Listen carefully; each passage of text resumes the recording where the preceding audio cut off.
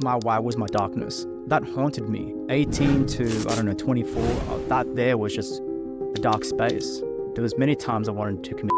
There was many times I said, man, this is way too hard. I was jealous, man. I was carrying so much baggage when I was in Darwin. I brought that to Melbourne because, like I said, there's two ways you can change. It's like your environment or yourself. And yeah, you can change your environment, but if you don't change yourself, you cripple, man. You don't know how to handle it. Pause. Let's go back a bit. How did you transition from that really dark phase where you're thinking of shit and nothing's coming together, you're hating the shit that you're doing? How did you come out of that and sort of move towards the journey of finding your why? Working on my Four Quadrants from this IBM book club by Robin Sharman, mindset, heart set, soul set, and health set. I'm the Michael today that's going to keep growing, and I'm going to keep improving. This is just an obstacle, and whatever demands of me, I've already prepared for it. The world needs more of good people. And when we take that responsibility and stuff and put it into action and motion, oh man, you're gonna see the fruits of it, and you're gonna feel damn good, honestly speaking. And I'm feeling it more often than before.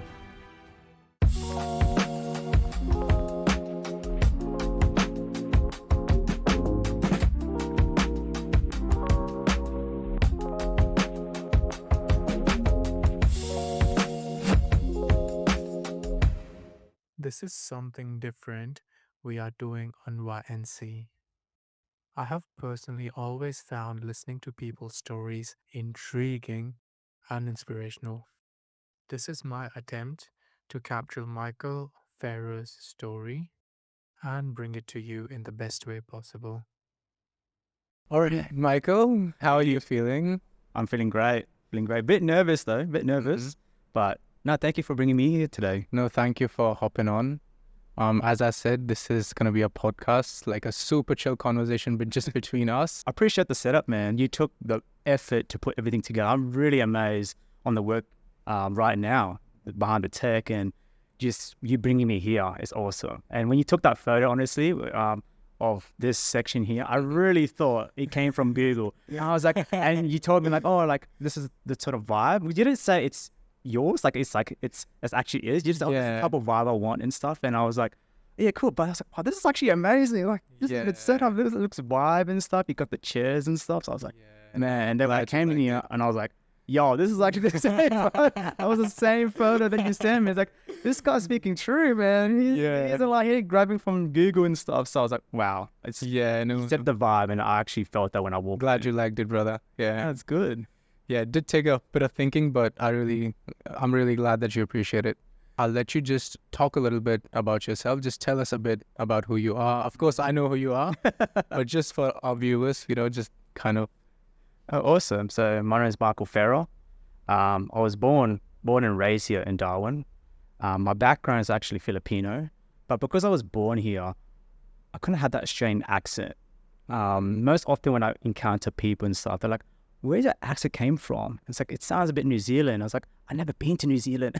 And they're like, oh, the saying was such, like, I'm from here, from there and stuff. I always tell them where I'm originally from. I'm from Darwin. And when you encounter new people and stuff, they're like, where's Darwin? I was like, Darwin's right here, and here's the Google map. This is where I'm from. This is I love this place. And it's just like, have you been to Darwin? Like, no. And they're like, oh, well, we do ride kangaroos, as a joke. And they're like, oh, really? Do you guys do? No, I'm just kidding. All right. So yeah, that's a bit about me, man. Like I don't know how to explain myself or introduce myself, but I'm just like you. I'm just a normal human being. I'm trying to live a better life, and all the things I do, I'm trying to pursue it as 100% as I can, but I'm in practice. Yeah, no, totally. Yeah, in practice of doing everything and refining those sort of things and stuff. So I think that I've just came back into that sort of my own roots and really just delving into those sort of things, like of my nature and stuff and where I come from. And especially being born and raised here and stuff, it's kind of like, yeah, we can get away a little with a few things, but, I still hold that title of like, I'm from this area, I'm from Australia, I'm from Darwin, NT, and even though I'm Filipino and stuff, I represent everything that's attached to me. Yes, So absolutely. yeah, so that's a bit about me. So, and how about you, man? Tell me about you, man. I would like to get to know more about you. Thank you. Cool. Haven't. Oh my gosh. Just putting me on the spot. No. I like to. I like to. Yeah, no, totally. I know of you, Yeah. but like I don't really know about you and stuff, like where you're from or which town and stuff. So, it'd be a good way just to Yeah, no, get to know you. totally. So I'm from Rajasthan in India, and I came here when I was 14. That was in 2019. And I did my high school here and then went to Darwin High School. And just like yourself, I love Darwin too. It's just, I feel like this place is a very special place, you know? You could walk on the street, smile at someone would smile back to you. You could say hi. You could easily chat to people. And I've been to different places across Australia, and I would say that this is by far the friendliest place that I have seen. And that's why I really love this place too. I'm active in the student space, so like and that's a big reason of why I want to become a teacher once I finish my degree. So yeah, big in student space. I have a student club I run. I also am the marketing lead for GovHack, which is a student hackathon event. And yeah, I just want to do something better for students, I guess. That's a big part of me. Yeah. No, that's awesome. Yeah. And being a student myself, I could like sort of relate to them on so many more levels and see what they want. And that's also currently related to my work. No, awesome. And touching base on where you're from and stuff, like from India and stuff, about tourists and stuff. If I happen to go there, what's the first thing I should do or first thing I should be exposed to if I ever get the chance to travel there? Definitely go to Udaipur. You'll see so many beautiful castles and meet really nice people and find lots of stuff to do shopping. Yeah. You've read lots of great books, and these include a few books from David Goggins. Yeah. And the 5 a.m. Club. Yes. And the 10X. Yeah. I'm currently reading right now. I won't expose that too much because I'm still in that practice of learning it. And I can share something about it later on the discussion and stuff that I actually read it before coming here. And I was like, wow, that was powerful. Hopefully I can still remember it. But yeah, I read a few books, and especially David Goggins. Yes. Have you read that book yourself? Yes, I have. Can't Hurt Me, I have a couple times. And yeah, looking forward to reading the second one as well. Just haven't had that chance, but really want to. That's all right. I actually do have the book at home. So when you're ready, absolutely, I'll give that to you as well, man. I think it's collecting dust, which all books shouldn't. Should be kept clean and, it's ready to be used again and again. That's the purpose of it. But yeah, I've read books and David Goggins. I think David Goggins was the pinnacle of how this all started. And it gave me that sort of realization of like, wow, like I am really complaining. And this guy that's demonstrated work ethic and discipline and stuff in a way where he had nothing or himself had nothing. Like, and you probably read the book, right? So absolutely. I won't touch it too much, but just in summary of his back life and stuff, he was overweight, he was doing pest control, whatever that looks like and stuff. But the moral of it was like, he came from a really bad place. His family was a really bad place. He got an abusive father, which is, I never really had an abusive father, so I can't really speak of it. But what got me intrigued from that book was how he was overweight and how he had pretty much nothing, and he had all the doubts and fears and anxieties attached to him, and he still pulled through. Yeah, like he still pulled through regardless of what his mind was telling him and what the world demanded of him. And I think what get me going was like when I was reading that book, I was like, man, like I was engaged. I was really engaged reading that book, and it was one of the books where I actually finished a book. Yeah, honestly, right. There's one book I did finish in my whole entire lifetime, which was Rich Dad Poor Dad. The second book was actually Goggins' book. So out of my whole life, without being forced by school, those are the two, like, starting on this journey and stuff. Those are the first two books I actually finished reading. I actually enjoyed. Yeah, kept going and stuff. Yeah. So, but let's more in terms of David Goggins and that sort of complaining and stuff, because I think that I can only come in my own truth and my own experience. So when I read that book, I was like, man, I need to start running. I was like, man, I need to start running. Man, this guy's running, and I was like, man, I need to start running. So I've actually just took in application what he was doing while in progress of finishing the book, and man, it's incredible that book and putting it into application. And I was finding myself running 1 day a week. Because I used to run, but then, it's on and off, on and off season, right? Everyone has that. But when I continue to do it every day, I mean, there's so much lessons from that. And let's speak about running. Like, everyone can run. Everyone can do jogging for 30 minutes or whatever that time frame is for you. For me, it was like 30 minutes up and down, blah, blah, blah, whatever that looks like. So I did that every day. And what happened within those every days, I didn't have like a 30-day cap. I said, I just need to do this every day because David Goggins is doing it. So I want to do what he does. So I did that every day. And what I got out of it was like, man, my feet hurts. my knees start to like so tight. When you're running and stuff, it's so tight. And I was complaining. I was like, man, I don't like doing this. Why do I need to do this? And I was like, man, because I found this guy inspirational, but am I that guy? Am I that inspiring guy? And I was like, and I keep saying, no, I'm not. And it's just like, but I kept doing it. I kept showing up, even though my mind was telling me no. And when I did it every day, something great happened. I think when I done it, it was like, oh, wow, like I'm no longer like self-doubting myself. I was more like, I need to fix up my technique to keep going. Because I think the first run through, it feels, like that honeymoon stage. You're like, it feels great. Yeah, the first 2 days and 3 days. But when it's 4 or 5 days or a week turns over, like when you start having a bit of pain, we start complaining. It's like, oh, I need to rest. I was like, okay. And I did have my rest days, honestly. I was like, oh, I need my rest day because it's a bit too much. But that didn't stop me from doing the next day. So thankfully I had that consistency to keep going. But I did miss a few days because, I was complaining like little things. Oh, that guy's jogging, really nice shoes. I need new shoes. Oh, that guy's, that guy's wearing a nice shoe. I should wear a nice shoe. So I started to my wardrobe started to look like running performance. But I kind of just moved away from that. I kind of just missed sight of the whole purpose of going out there. And when I went out there, yes, every day I did it, and then the complaining kind of stopped. And it was just like more just refining the technique of focus on your breathing, focus on striding, focus on other things. And from then on, I just enjoyed running. And I kind of stopped running, but I am putting it back into my workout in terms of, because I've suddenly joined boxing and stuff, and and jogging is the most important in terms of stamina and conditioning and endurance. So coming back to it will be just second nature to me. Yeah, no, totally. Yeah. I could kind of relate too, because I've also, I've incorporated running.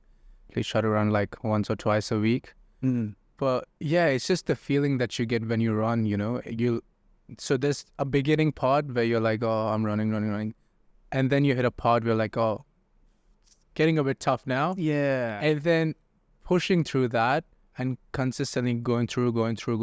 And then of course you get the runner's high and everything. And at the end, it just feels like so accomplishing. It's a great feeling. It's like, I've done something. Yeah, it is. And it's like, in the outcome, just doing, because I did like 7Ks, right? I just did 7Ks. I don't want to do any more 7Ks because I was in not time limit, but this is my time frame. I can do exercise. And yeah, like when I accomplished that, it feels great. Yeah. And of course there'll be overlap time because you're walking and stuff, because, you're out of breath or such. But it does feel like great accomplishment when you win in that moment. And that moment is like, you just need to win that, and that's it, because that gives you permission to do the next. Yeah. Next can be afterwards, or next can be, I can do this again tomorrow because I already done the hard today. And I think that, yeah, running's just another general chapter of itself, because I learn a lot from running. I actually do. And it's like, if we break it down to like consistency or technique and outcome and stuff. Sometimes we're so focused on the outcome, we lose sight on the technique, or sometimes we lose sight of the why. Like, why are we doing this? Like, why are we running? Like, I'm listening to a book, David Goggins. Like, I haven't even met the dude. I read about him, but something because of his story just touched me. And it's like, I think that underdog, I think he was just playing underdog that wanted to leave a mark on in this world, but it wasn't that actually. It was just leaving a mark for himself. Like, I need to do more, because I think he shared in his books, like, you know, you have those nights where, you know, you're laying in bed and those, you know, things get to you, you know, all those whispers and us, hey, you could have done more today, but you didn't. You're supposed to do this today, but you didn't. You meant to meet up with this person, but you decline. Hey, man, you meant to eat healthy, but you decline. And then all these sort of things get to you while you're asleep, and it's hard to sleep at night. Yeah, no, totally. Yeah. But the sad thing about that is a lot of people, they would have those thoughts, but after a point, they get so comfortable with that they just suppress it. Even so there would be this stage, the beginning stage, where you're like thinking about, oh shit, I was supposed to do this, and then you move on to sort of, oh, I was supposed to do it, but I couldn't. Maybe I'll do it tomorrow, and then you move on to, oh shit, I was supposed to. Okay. And then you move on to like something like you wouldn't even think about it, you know? You didn't do it, oh fuck, I don't care. Yeah. Yeah. And that's dangerous. That is dangerous. That is really dangerous, because like it bothered you, and there's a neutral part where it's like, now you're like compromised. Like, yeah, it's all right. Like, I can do it the next day, this and that. And then, like you said, like, it led it to the point where it's natural. And it's like, yeah, I don't need to do it. And you walk away from it. You retreat from your responsibilities. And that has happened to me before. You know, it has happened. And that's scary. Imagine saying no, being comfortable saying no and walking away from it, knowing that that's your duty and that's your responsibility. That's scary, because then what's attached to that, whatever thing that needs you and stuff, that down chain will be affected as well. And we kind of forget that, because it's only surface based. Like, oh, we don't need to do that. But it leads up to other change, and it all links back to you.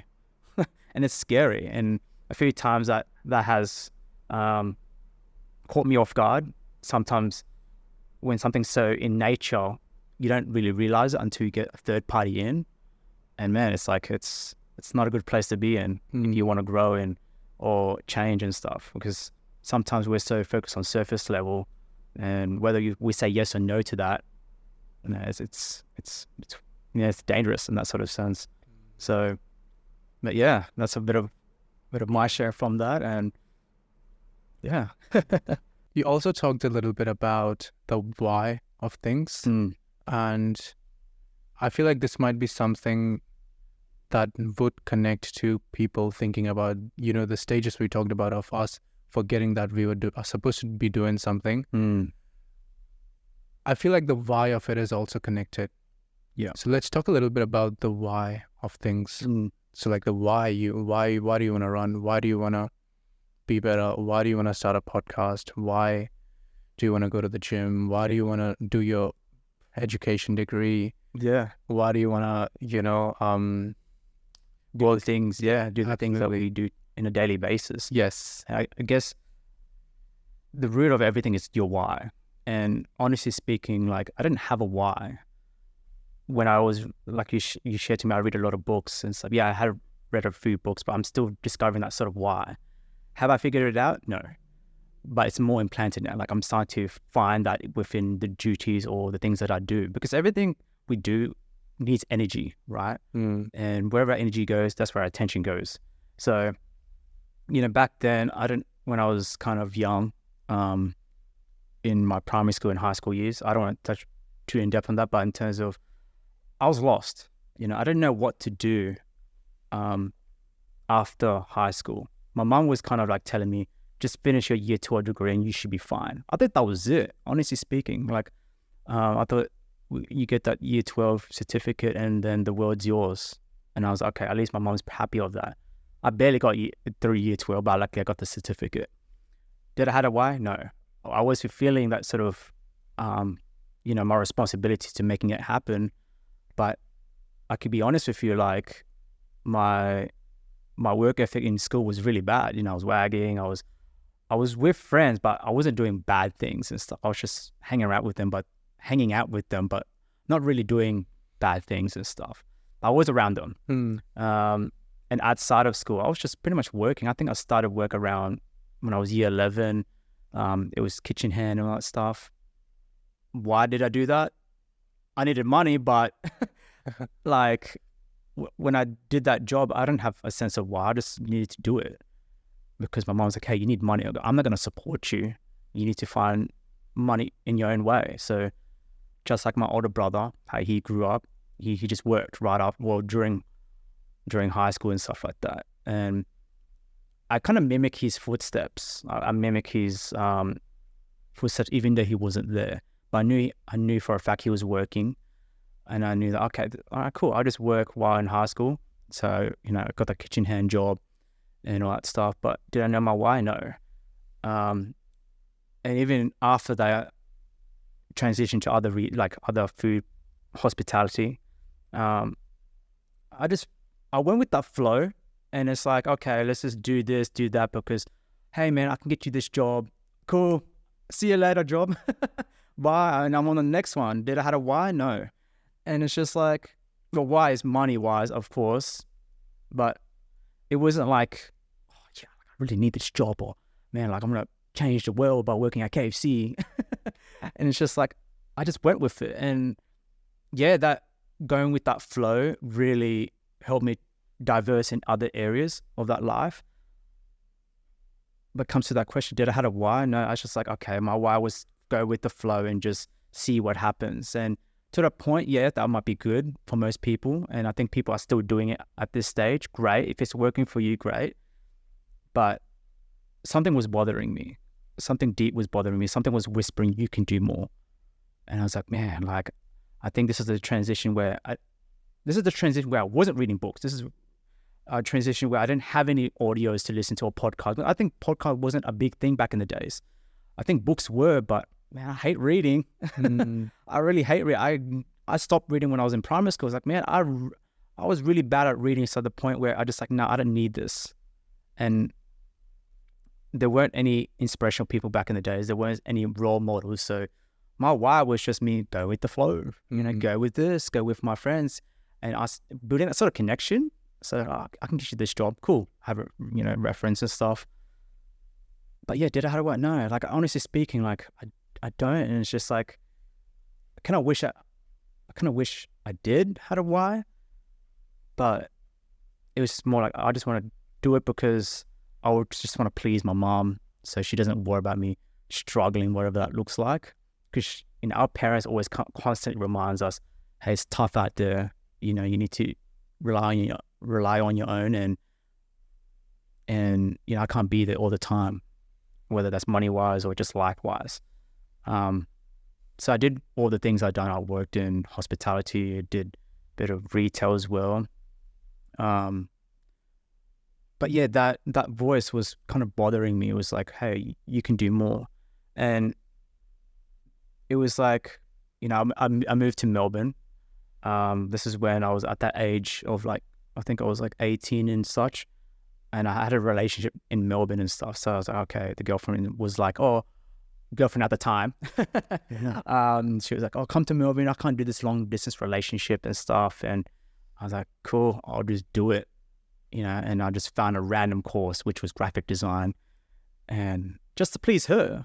And comes to that question, did I have a why? I was like, well, I was just following, pleasing people, you know. And I think it's good at one point, but yet again, it's like, you're not really pleasing yourself. And that kind of just stayed in me, like that stayed in me, but I didn't know the damage it could cause. So when I did this retail, I did like fast food and stuff. And then when I got to the age when I found a girlfriend like in Melbourne and stuff because of a church group and stuff, and moved there because she's like, I can't do this. I was like, okay, I don't want to lose this relationship because I actually did love her and such. And I moved there. It kind of sounds ridiculous, right? Moving for someone, but No, it doesn't. yeah, but but at the time, the adults would say that's a bad idea. But in a mindset coming from a teenage, like, do it, man. Like, you know, you're young, you just explore things and stuff. And I was like, okay, cool. So my why was actually someone else's. I was really influenced with what people thought of me and what I should do. And I was obedient. I was like, okay, let's just do it. There was a bit of rebelliousness from my parents. Like, I don't want to stay around you guys, blah, blah, blah. But at least I was listening to something that was like adventurous, let's just do it. And when I got to Melbourne and all that such, man, I think, honestly speaking, like, there's two ways you can change, right? You can change your environment or change yourself. And I was in that stage where 18, 19, where you start to, everyone's hitting their 20s. So, oh man, I'm turning 20. I need to start acting up, like becoming an adult and all that stuff. And I was like, man, like, I'm scared. I still want to not do childish things, but I still want to have fun. And touching a base on Melbourne, I wasn't doing good things there. But I knew I wanted to grow. And that voice in me was saying, hey, Michael, you can do more. Like, why aren't you doing this? It's good for you, but you're neglecting it. Why are you not listening to me? And touching base on when you sleep and stuff, it's hard to sleep at nights. There was nights I didn't want to sleep. I just wanted to stay up and just ignore this feeling or ignore this hearing and the voices, knowing that's good for me. But I was completely pushing it away because I don't know how to handle it.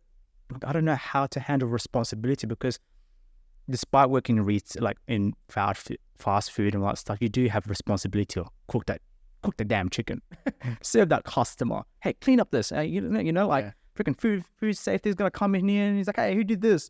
And then we all get the blame. Yeah. So it's like there's a responsibility, but I didn't carry that or transition it to my own life. So it's very hard. And from that point on, like, I don't know, it was hard to find that why. And when you're in that teenage and growing to the adulthood, man, it's a muddle, right? It's a bit of a mess. Don't you think that? No, it totally is. Yeah. It's hard to grow up in a world you think it's yours, but it's too heavy. And when you had a few drinks or whatever that looks like and stuff, and you start being eager or prideful and stuff, you don't know what's attached to that.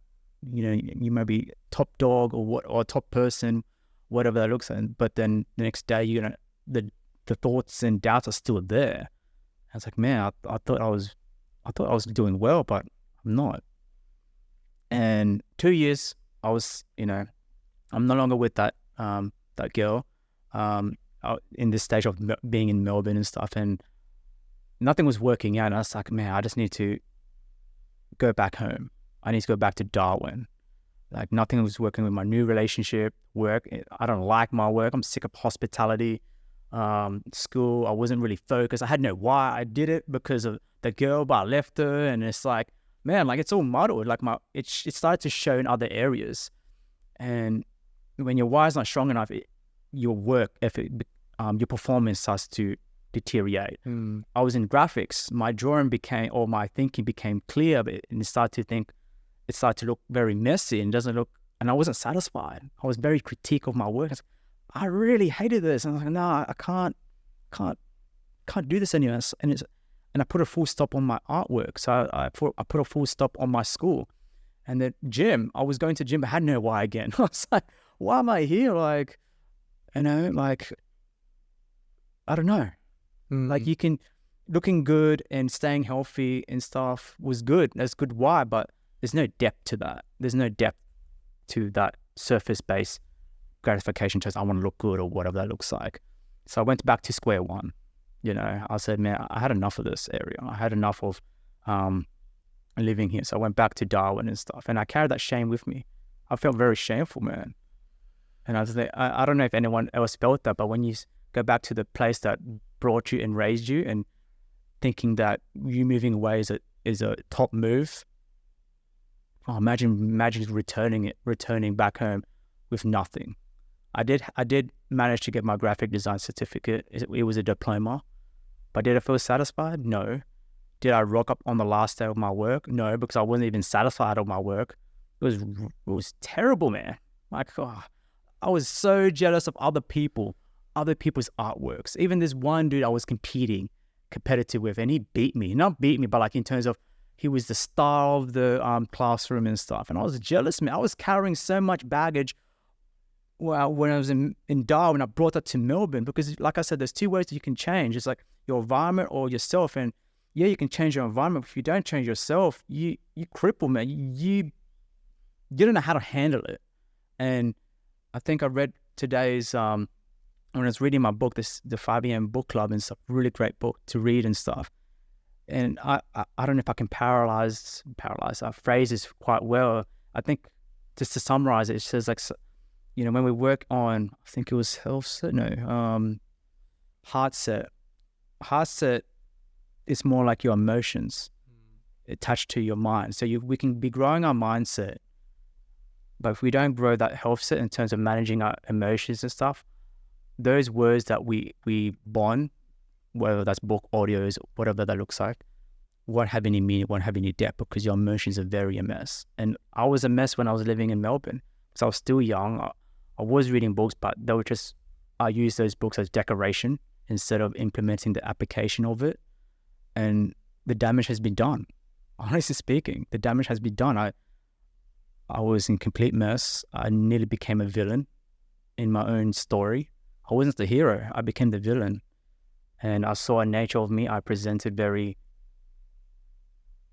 I can say my downfall a little bit, but luckily there was luckily it didn't follow through.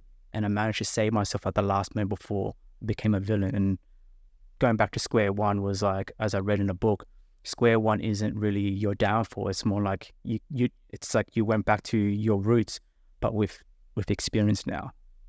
And when I went back to Darwin, so my mother was just like, yo, like, you know, you should be at this right now. Other people have cars now. You don't even have a car. You have your driver's license, but you can barely drive. And like everyone's ahead of you. Imagine that coming back to a home that you thought it was yours, but you come back to more negative. And I mean, I shut off.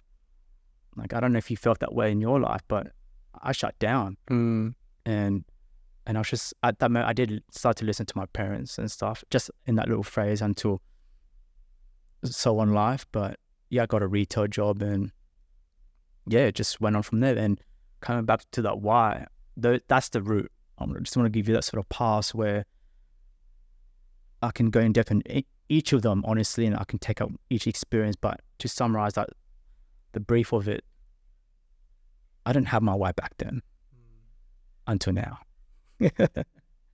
So, yeah. How did you transition from that really dark phase where you're thinking of shit and, you know, nothing's coming together, you're hating the shit that you're doing? How did you come out of that and sort of move towards the journey of finding your why? Not finding your why, but sort of direct yourself in finding your why. Okay, this is chapter 2 of continuing from back to Darwin. Thank you for that. So back to square one. What does square one looks like? Is it my downfall or is it my opportunity? So when I came back to Darwin and stuff, I just started in retail and all that stuff. And then I was very shy, very hesitant to talk to customers and stuff. I wasn't really good at doing that. But when I started to pick up that sort of pace and talk to customers, yeah, okay, cool, I've gained my confidence. You know, I'm winning in the area because I'm making great sales, all that such. And I think when you win in one little thing, it gives you a bit of confidence back. It gives you, not confidence, but your identity back. It's like you never knew. It's like, man, like, I'm actually good at doing this. Like, even though I don't really have structure or grammar or whatever that looks like to talking to customers, but at least I'm able to laugh and, you know, interact with them. It's like, man, I never knew I had this until you put the repetition to it. I was like, okay, cool. So, you know, transition from the dark phase to the light, I think that's the transition. Sometimes when we're in the dark space, we forget to put it into the light and see what actually is wrong. Some people just leave it in the dark. Some people just leave it there. It's like, put it in the closet because we don't want to resurface that. But that's where your why is. And that's when I started to find out my why. It's like, why do I need to read books? Why do I need to listen to audios? Why do I need to associate to great people or like-minded like yourself? Because I don't want that happening again. I don't want to be jealous anymore. It takes too much energy. I don't want to compare myself. That's a thief of joy. I don't want to like follow people's, oh, you should be doing this real estate, or you should be, whatever that looks like and stuff. I don't want to be led by words. I should be led by my own heart. Like, how do I carry myself and stuff? And that's the thing. Like, don't forget, your why is in that dark pit, and transitioning to the light, as my mentor has said to me, like, when you bring something into the light, you expose it, because like bacteria, right? It grows in dark. And if you're allowed to grow, until you open it up, wow. I don't know if you've done science, but I did science back in the day. Yeah. And you see how bacteria grows within the dark and warm places, right? It grows rapidly. And that's the dangers of it. And you need to bring it to the light, bring fresh air to it, exposed to natural lighting and stuff, and see, hey, this is me. This is the byproduct of me. Now, what's my responsibility to get this fixed? Because right now, I don't want to go backwards, because when you go backwards, man, it's like you're staying the same.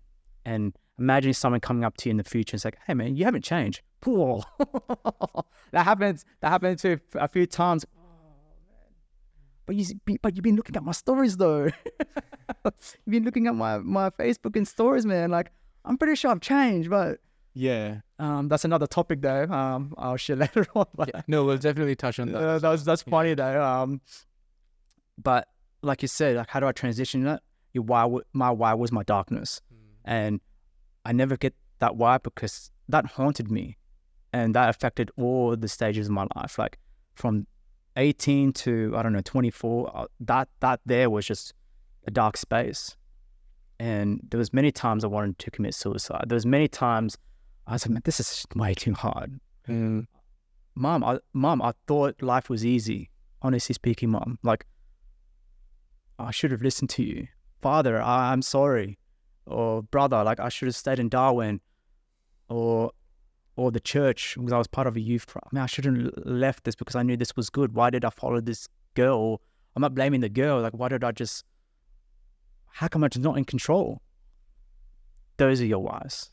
And those are the things I always recap a few times. I don't stay in it because that's dangerous itself. But every time I hit hard, or a hard opportunity comes in, some things just spits at you. It's like, but I've been here before. I've been through this before, but it's a different form.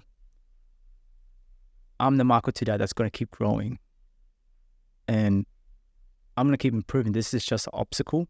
And whatever demands of me, I've already prepared for it. And I think I would touch base on this in terms of working on my 4 quadrants. From this 5am book club by Robin Sharman.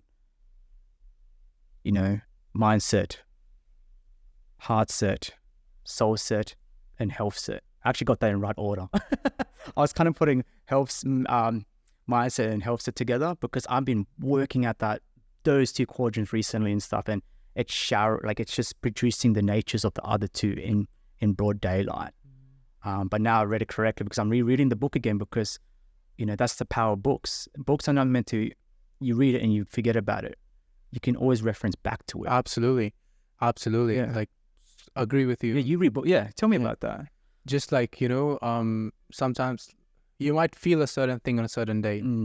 There might be a day where you're feeling spiritual. So you might find like, whatever your holy book is for you, that might be the Bible. For me, that would be the Gita. Just go in the book and find like something that you could pull out, maybe just a chapter, and then just revise it, and you can connect to it. Let's say you're going to an event where you really want to have your social batteries up, but you don't really feel like talking. You could pull out like how to influence and influence people. Just read a small part of it, and then that would help you touch a few other parts as well. And then let's say you're feeling down a day, you don't feel like doing things, just pull out a chapter from Can't Hurt Me. Just reference things, remember what you had highlighted, remember what you'd written. So yeah, that's the great thing about books. People think that, you just read it once and that's the end of it. No, there's a reason why people keep libraries. It's not a story. It's not a bedtime story. It's not a bedtime story. That's a good way of putting it. Yeah. But I understand where you're coming from. And I like how you said it just transferred to other areas. And when I read books and stuff, and I think this was your first question, like you read a lot of books, Michael, and stuff. Man, you don't know where words come from. Like you don't know a situation that demands an action from you, right? Every action, like every moment requires an action from you. And there's moments when in doubt or in fear or in anxiety or whatever you're going through on that day, it's like, how do I win this moment? And the funny thing about books and stuff, you may not know the whole book. You may even forget about that book, honestly. But if you continue to do it consistently, words just pop out of you. Words just comes out of you like you're just referring it. It's like, oh, I feel from that how to win friends and influence people. Like I really want to talk to this guy here. He's so amazing and stuff. How do I engage? Well, I think I read in that more chapter 12 and stuff. Just create an interruption. How does it look like? I don't know, but I make jokes. Let's go over there. So it's like you don't know when these. You may think like, oh, like I need to be in a great position to read this book. No, that is a dangerous place to be. Read a book, just read, and the outcome of it, you may have an outcome towards, oh, I want to become a better person, or I need to fix this sort of area of my life. Great, honestly speaking, great, because from then on, it seems like you just want to fix this sort of area. But if you're just starting off, like how I did back in the days and stuff, you just need to pick up a book and read. Read.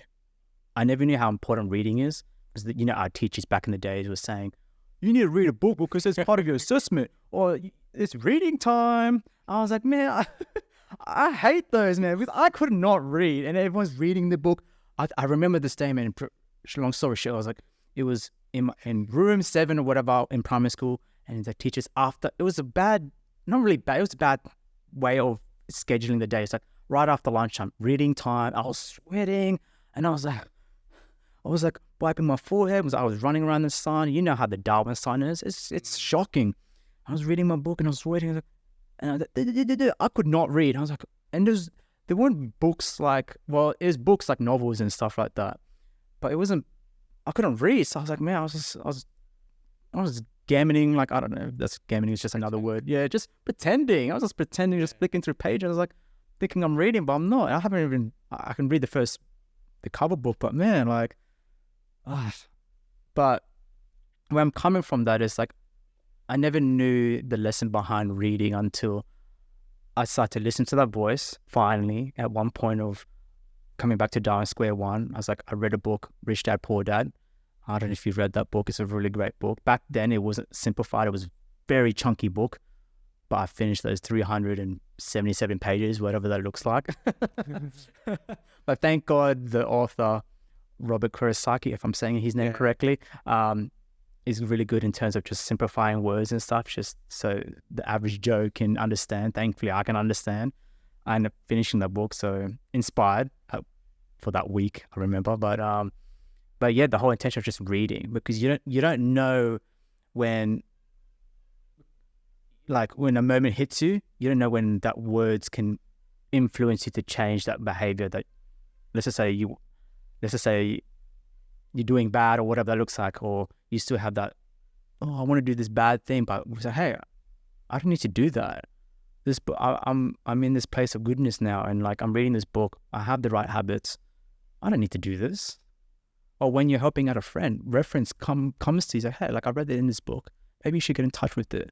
And that book would be, what do you say? You talk to yourself. Because right now, I'm not saying you're a negative person. It's just like you're just saying words that's quite harmful to you. Read this book, because this book really helped me during my time, because we share the same similarities, man. Like I understand where you're coming from, not entirely, because everyone interprets it very differently and goes the right attitude or behavior. We interpret very differently. So hey, I'm just suggesting a book here, and if you are open to a change and stuff, start off with this book. So you can reference it in terms of helping someone. You can reference the book as even powerful, and it can help you just to align yourself in the right track. Because there's times I want not act bad, but sometimes it's just in our nature. We sometimes become naughty or bad, and it's like, I just throw this rubbish on the ground. I mean, I get those counsel people to think like, no, like people are watching me, and I should lead by example. And I'm led by words of positive, because the life I'm decided to walk and to endure, that's on me. And if I'm not living truth, then I'm lying to other people. And if I throw this piece of rubbish and and I tell you the next day, oh man, the streets are so messy and stuff. And I was like, oh man, that's on me. I'm the one that did that. And it's like, man, and that's the reason why books are powerful. Coming back to your first question, and in terms of your first question, in terms of books and stuff, words are really powerful in that sort of sense. And that's how I got back into reading, and I stuck to it. And regardless of how I feel, you just have to do it, because my books are powerful. Absolutely. I can't explain how powerful books are. It's like, as my mentor has said it, I don't know if I can say this correctly. It's like actually, let me come back to that. I want to leave. I think it's like, to get rid of pollution, read books, because it's a way of diluting all that sort of stuff. Because the world is pollution, not in terms of thing, but the world is very negative, and we also cloud it ourselves as well, because we're so influenced by that. And the more we read, because when you read, right, like, I read this, I probably heard this in a podcast or in my audios and stuff. When you read, you're in an art form of meditation. You're not just walking around jogging and stuff. People can do that, like audiobooks and whatever that looks like, but I need to sit down and actually read. I need to actually sit there and, sit there and read, because it's required of you. It's a form of meditation. You're sitting there diluting yourself with goodness. This book it does speak negative, but it helps replace it. Hey, this is how you should be thinking. This is how you should be doing. This is how to get there.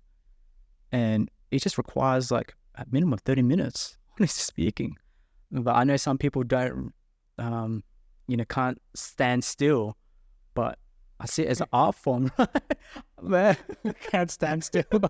I can't stand still. When I first started, I couldn't stand still. Yeah. And this is scary. I can't stand still. I'm always moving around. I'm always lying in bed and reading a book. And if that's a way of reading, cool. But you're always moving, checking on the fridge, what's new, and like, to get the best out of a book, it's a form of meditation, and you need to allow yourself to give that sort of permission to take in all that goodness, because you lose sight on a lot of good things in books. And there was a point where I did feel shame in reading books, like, oh man, I'm reading a self-help book. It seems like I need help, or like I'm struggling or something. But everyone has problems. Yeah. Everyone has problems, man. Yeah, and then the thing with help is, it's so like seen so negatively by the society. Like, oh, are you seeking help? Or are you getting mentoring? Oh, are you going to counseling? Oh, are you speaking? Like, it's just seen as a shit thing to do. Well, it's not. We are human beings. We are a community. We are, here to help each other out. We got each other's back. What was all that about? Then, Exactly. Now you're making fun of me. I thought you had my back.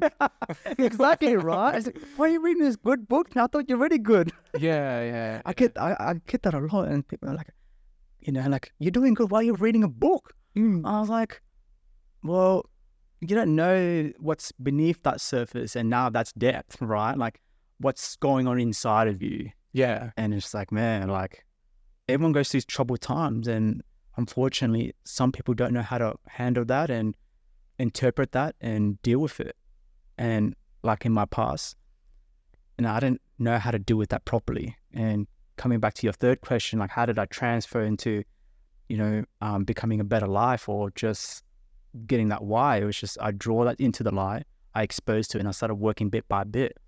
And it was when you said, when you read books, you need to take increments and stuff. And my increments was touch base on reading the Rich Dad Poor Dad. It was like doing a bit of good here and there compared to what I was doing in Melbourne. Not all of it, but at least like an act of kindness, an act of patience, an act of doing good is start to form.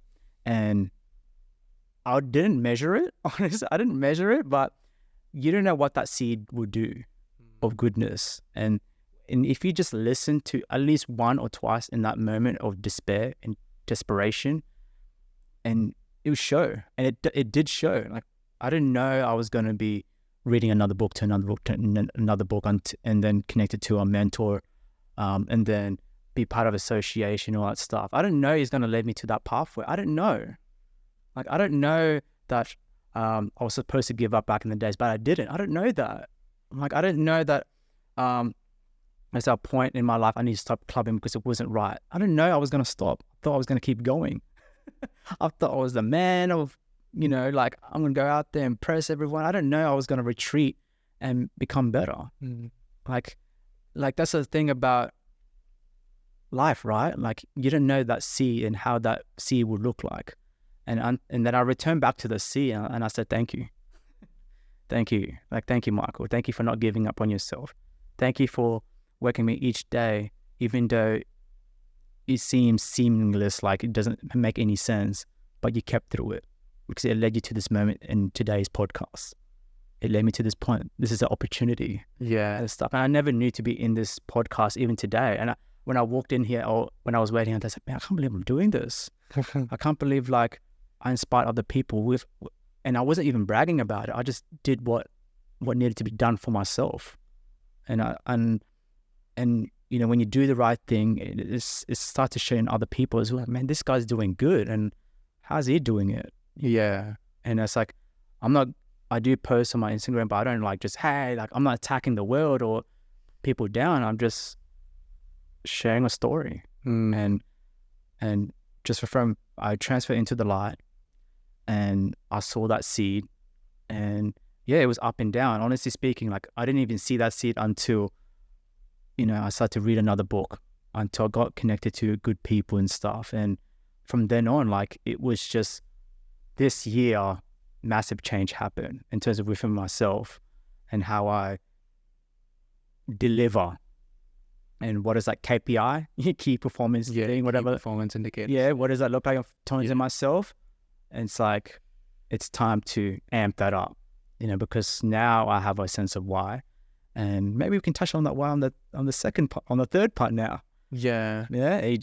And this is chapter 3, why. Now we know the story of the why. Now we know the middle, what that looked like in terms of coming back to Darwin now. And like, it was rocky and parents were attacking me, friends were attacking me. I was working 2 jobs. It was crazy and stuff.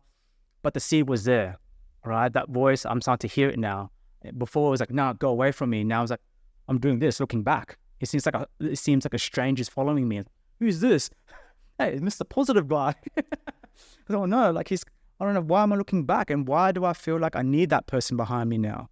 And it was like, okay. And now it was just this year, I was like, come here, let's go. Let's walk. I need you right now. Come with me, because I need you right now. We're a team. You, yourself, and I, and other people are attached to that. Now, chapter 3, why? Now, a year ago, I was like, okay, I was doing a lot of things. I got connected by great people. I got entrepreneur. I got connected with books and audios on top of that. And, from that, like, I was like, man, like, I'm doing well. Like, I'm doing really well. I started well. I thought in a well path and stuff. But I can share this to you right now. So a couple of months ago, it was like, I was doing a lot of things and stuff. I kept with my, my gym, CDU gym and all that stuff. I was doing boxing, or just implementing boxing workouts and stuff. I was there every day. I think I injured myself and I kind of draw back a little bit, but I came back stronger, thankfully. Still need to work on my recovery because I was kind of like cheating myself. I was kind of like not eating junk food. I was like, I should be eating healthy food to speed up, but recovery is a different chapter. Yeah. Whole different spectrum. But honestly, I had my why, but it wasn't like strong enough. It wasn't like, it was there, but it needed something. Like, it needed like that push to be in the front end. It was in the middle ground, but now it needs to be pushed forward. I had this stranger, keep looking back, this positive guy I neglected years ago. Now he's like, I'm looking back now, I want him forward. Like, how do I push him forward? He's like, lead me, let me follow you, right? So I was like, okay. So I was like, okay, 6 months in, I'm in this mentorship group and, I'm reading all these books and audios and stuff, but I still feel the same. And I was like, damn, like this is scary. Like, complacement, comfort, like, just because you're doing good and if you stay in it, that's also bad, because then you're just settling on like that word or that effort, because there's a cap to it. I'm only doing this. I'm doing great in gym. Yeah. But I'm only capped to that. I'm reading all these good books, but I'm not putting any effort or application to it. And now there's a full stop. Like there's only a surface level, I was like, oh no. And then this association, in this mentorship group, my mentor and stuff, am I leading towards his guidance and thing? No, because I'm only hitting this sort of standard, because the rest of it's all standard. And also when I was working in a corporation and I was a trainee and stuff, I'm only a trainee. So the funny thing was I was only a trainee in all sorts of areas, thinking that I'm better because I'm doing better. But I set that standard of myself because I put a cap on it. I put a limit on it. It's like, like back in the days in internet, right? There was no such thing as unlimited. Back in the days when you get internet, you put in a USB or you go to the service station, top up $10. You only had $10. Yeah. And you only use up that $10 and to go back to get another one. I don't know if you experienced those days, but man, that was shit days. Man, internet, man. When internet came about, man, oh my God, we did not have cables. We didn't have routers, all that stuff, man. I remember me walking in the petrol station with my brother. I was like, hey, can we get $10 for internet? And we have to manually do it and stuff. But what I'm trying to say is that we put a cap to ourselves. I'm only capped to a trainee because I have a trainee mentality and stuff like that. I'm only capped to the books I read because that's because it's good. I'm not seeking great or excellence. Yeah. When I was in audios, I'm only hearing but not listening. And there's a difference, right? And I'm not putting application behind that. And in health, yeah, I was showing up the gym. I was showing a good example of myself, but I was only capped to what I can do. Yeah. And I don't know if it's so, it's bizarre, right? And it's like, you can get yourself out of it, but sometimes we stay in that same pitfall, knowing that's good, but we don't excel. And it's like, man, some people still living good. And in truth, right? And I know it's in truth, good isn't enough these days. Yep. So, yeah, that's just probably another chapter 4 in terms of deepening that why, but let's go into that a bit more. Because it was capped. And I was like, man, what do I do now? And it was in this moment, and I'll share with you, a month before, because we had this masterclass in our business and stuff, and we had special guests coming up to Darwin, and they're coming on this Saturday of, I think it was 2 months ago. And I was prepared for it. A month before that, I was prepared for it. I was telling my mentor, I'll be there. I'm doing all these other things as well. I'm keeping with my accountability and all that stuff. But I was just giving him what he wanted to hear. And in the backstage, I wasn't even doing it. I was like, and that's the damage of it. Because I was living good, I didn't cherish it enough because I didn't have a strong why. And I had a why, but I didn't push that guy forward. And then, yeah, that's when I started to deteriorate. I started to just break. And it was scary because I at one point I stopped reading books. It was, like how you touched base on our conversation earlier before.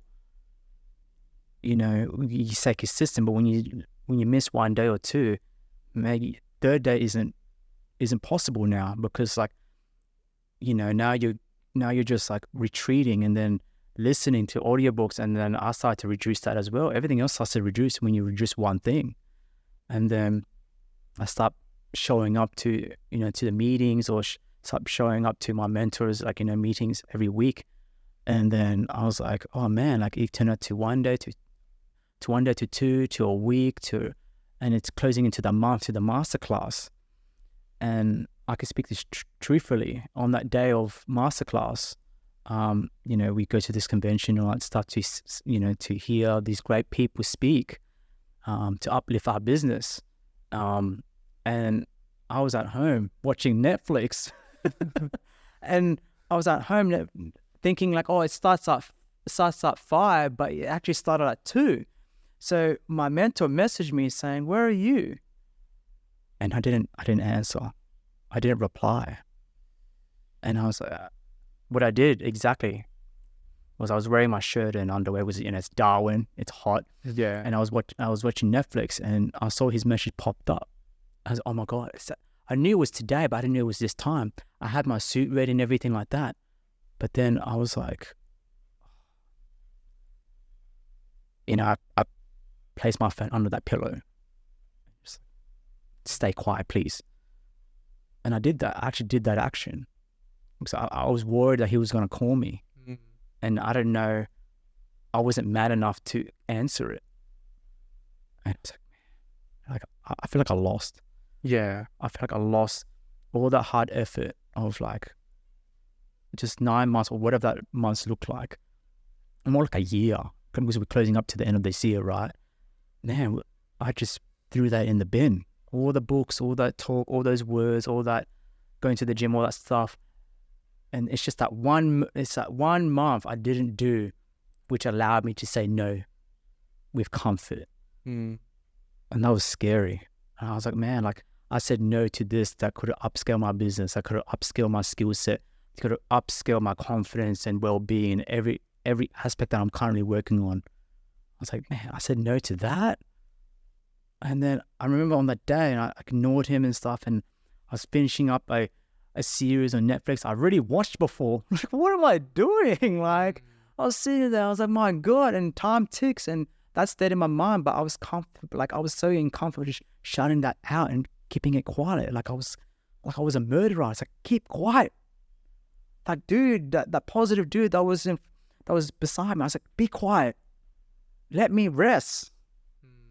Let me just do my thing. Let me just rest for this day. I'm tired. I don't want to think about positive anymore. I've done this run. Why do we need to keep doing this? And I was like, on that Saturday, I thought, yeah, I felt comfort.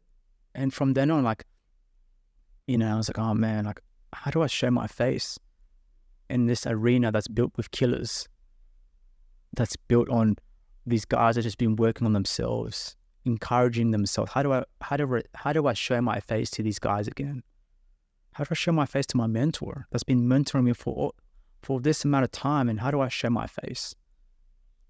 And it was from then, like, I wanted to quit. I actually wanted to quit. And I was like, man, like, I'm not good for this. I'm not built for this. I think I was just an avatar. And that's the danger. Now I'm feeding myself with negative. I was like, man, I'm putting all this self-doubt. Yeah, self-sabotaging thoughts. That's another topic we can touch on, but it's very dangerous because I started feeding it back in. I opened the door and brought it into my house. Now it's running amok. It's causing a mess, and I have to clean up. And I don't want to clean up. Yeah, I don't want to clean it up because I wanted this. Maybe I wanted it. Maybe I didn't want to be positive in the first place. Is this over for me? Am I going backwards now? And then from then on, I was like, I just wanted to quit. But then I was like, you know what? If I'm going to quit, I'm going to leave it in my terms. And so I'm going to confront my mentor. I can't do this with you anymore. I can't do this. I can't do that. I'm not worthy of this, because if I come back to our meetings every Tuesday, whatever that looks like, I bring shame. I don't know how to present myself anymore. Because people are going to be asking, where were you? And I was like, I don't know. How do I share that truth? And it was, I remember that week, I just mellowed out. Even I was still working that traineeship. I was like, go away, supervisor. I don't need you right now. I don't need this right now or that. Gym, I was consistent with it, but I was thinking, I brought that thought into my gym. Now it's like I wasn't performing as much, so I'm doubting myself in the gym. And then I was like, at that Sunday, we had that meeting, we had that coffee, and I was like, man, like, this is the day. And I was like, but if I was going to live in my tongue, I'm going to say in truth. So I shared all this to me, everything, all this baggage, all that stuff to him. And I said to him, as I remembered, like, I wasn't reading, I wasn't listening to audios. I was giving you what you want to hear and stuff because I want to please you, whatever. But that's it. And it was like, but then something happened. When I shared that to him, something lifted from my shoulders. And I was like, that was it. I just needed to share it. And then my mentor started smiling at me. I was like, man, this guy must be a freak. This guy must be crazy. Why is he smiling during my doubtful times and stuff? I was like, I wasn't even thinking, like I wasn't even trying. I was giving you what you want to hear. And I actually told him what I said to you. And says, I saw your message, I just put it in the pillow and just killed it. and he kind of laughed a little bit. And then, it's like, thank you. Now we can work. Yeah. Like, what do you mean by work? But this is where we need to work.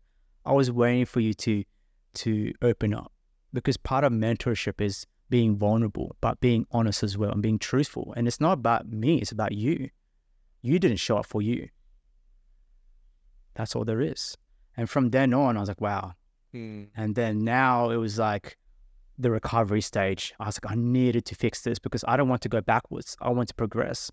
And I survived in a year in business, and I survived within myself, because I thought I was going to go backwards, but I didn't. It was just me taking that moment and just winning in that moment, just like how I need to win in gym. I need to win in reading that last chapter or reading the last page and stuff. And the recovery stage was a bit messy, but now I'm back on my track. Touching back from your second question, it's like complaining, and it's like we complain too much, but it requires hard work in the end of the day. Because do you respect yourself at the end of the day that you've done hard? Or if not, then what's the point? What's the point of doing all these things if you're just going to cheap yourself out of it or talk yourself out of it? Do you have a price tag on your dreams? Yeah. Do you? I don't. I don't have a price tag on my dream, because I don't compromise my tasks. I don't compromise my reading and stuff. It's not for sale, and there's no negotiations. It's just like you do it because I don't, referring back to my why, I don't want to go back. And in terms of reading, I don't want to become that person how I was when I was a teenager. I don't want to become when I was in square one, because I was still muddled up. You can go either way. And even to what I shared in terms of what happened within those 9 months, and it led me to that moment where I said no to that masterclass on that particular day and stuff. I don't want to return to that. I have respect for myself. I have a legacy I want to go forth. And if I'm not being truth, then what am I stepping on? Am I stepping on my own lies? Because it seems like it. Because if I step on my own lies and people follow it, I'm leaving a bad timeline for other people, thinking I'm good, but then something happens to me and I fail, then I lose all credibility. Yeah. Right? And it's just like, man, like, I don't want to, I want to cherish the roots, but I have to make sure it's grounded properly. And I do respect my parents. I do respect my upbringing. And there's another topic I want to touch on. I want to resurface in this conversation. And it's like, how do we deal with family? Because family is connected to us and our culture and heritage and stuff. How do we manage that? Because sometimes they're the ones we return to in the end of the day. Absolutely. If we're still living at home, like I am as well. How do we deal with that? And what does it look like? And how do we, I guess, leverage, but how can we see a better light on that? Definitely. We had a really awesome guest just before you. His name was Rifat. He's the founder of True Blue IT Services. So awesome. Big IT company. And I would love to sit down on that one as a spectator. Yeah. I'll put it out so you can definitely watch it. But he talked about 3 F's in his life. I don't know if you've heard of this. It's family, finance, and fitness. And then he's like, these 3 F's, you need to really balance it all the time, because at the end of the day, this is what all of it comes down to. And I just strongly, reciprocated with that. So yeah, we can definitely touch on family now if you'd like. Yeah, and let's put a conclusion on terms of that why now. Yep. So moving forward, let's close this chapter of 1, 2, 3, and 4 now. Now let's put an ending to this why, right? Because it's a very strong topic, because everyone has a different whys. We wake up to a different you every day. I wake up to a different. We created differently, but we have the same opportunities. That's the funny thing, right? We wake up to a different you, different emotions every day. And like sometimes I miss the positive, but the next day, oh man, another morning, I don't want to get up. And that's the things that we fight for. Coming back to the why. Now, I work on this 4 quadrants very closely now. I push that guy forward. Say, hey, lead me and find the right path. Health set's a really important set for me right now. So you got mindset, because I'm already working on mindset. But let's touch back on health set, because it's overlooked a little bit. As you witness, I'm always at the gym most days. It's not how many days you go, it's what you put in it. And it's the possession of time that's been given to you. Thank the gods, because when time has been given to you, it's your duty what you're going to do with it. If you have the whole day given to you because work's like, oh, the building's burnt, oh, freaking this and that, and like you get excited. That happened to me. I don't know if it happened to you. There was days like, oh no, you're not meant to be working today. Yippee! Happened to me when I was working in retail. I was like, Michael, what are you doing here? It's your day off, or you have so many hours, like outside hours or whatever that looks like. You have spare hours you need to use up. Cool. Free day, yippee! And we become Dobby from Harry Potter. We become free with that little sock, and we go out and like do our own thing. But how does that look like then? And then you just start mucking around and start doing other things, and you lose sight of your goal and stuff. And that happens to me quite a bit. And touching base on that is like, man, like I need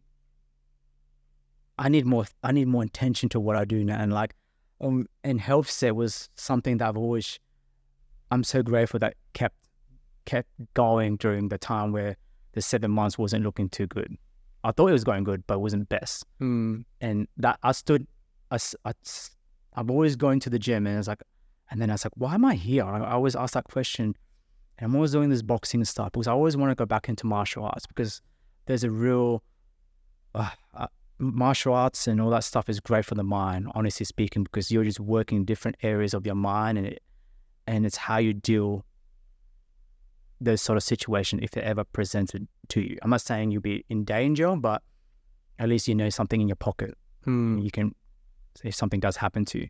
But the whole mindset towards it and stuff is that I said to this guy in the gym, he came up to me, I don't want to drop names and stuff, but he came up to me because he was new to the gym.